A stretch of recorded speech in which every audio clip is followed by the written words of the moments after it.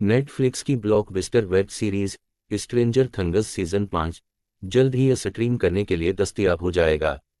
Web series के तख्लीक़कार रास duffer season 5 की शूटिंग की पेशरफ्त पर अपने इंस्टाग्राम फॉलोअर्स को मुसलसल अपडेट करते रहे हैं और अब इन्होंने पूरी टीम की एक तस्वीर शेयर की और पोस्ट के कैप्शन में लिखा, हफ्ता 24 अब तक की बेहतरीन कास्ट और अमले को आधा रास्ता मुबारक हो।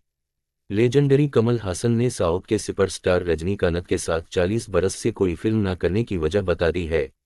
दोनों सुपरस्टार अदाकार 1985 में हिंदी फिल्म गिरफ्तार में नजर आए थे, जिसमें उनके साथ अमिताभ बच्चन भी शामिल थे। एक तशहीरी इवेंट में गुफ्तगू करते हुए कमल हासन ने बताया कि वो रजनीकांत के साथ बहुत सी फिल्मों में काम कर चुके हैं। बॉलीवुड की नामवर रकासा और अदाकारा नूरा फतेही की दुल्हन के रूप में नई तस्वीर ने मद्दाहों को तजस्सुस में डाल दिया।